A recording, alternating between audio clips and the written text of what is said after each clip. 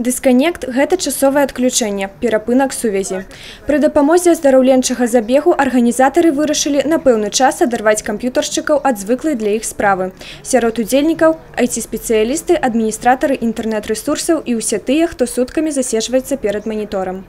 Как правило, айтишники – люди такие, которые работают и работают постоянно за компьютером. Естественно, сидячий образ жизни далеко не есть хорошо.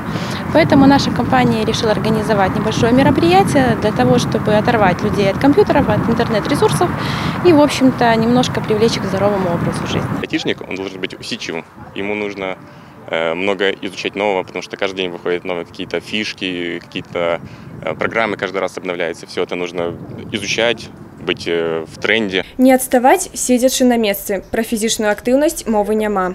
Менавіта таму ідэю аздараўленчага забегу падтрымалі з энтузіязмам.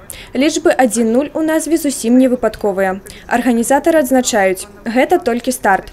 Наперадзе шмат такіх забегаў. И я думаю, что это неплохо, пока людей мало, но в дальнейшем надеюсь, что как-то это будет более интересно и красиво выглядеть.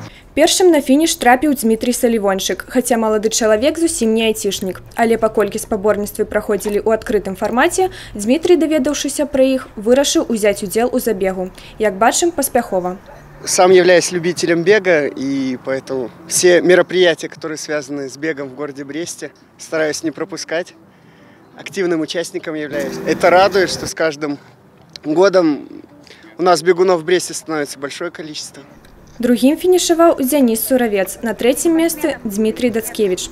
Бегаць значыць жыць. Менавіта так лічаць прыхільнікі здаровага ладу жыцця. І ўдзельнікі дысканекту 1-0 таксама.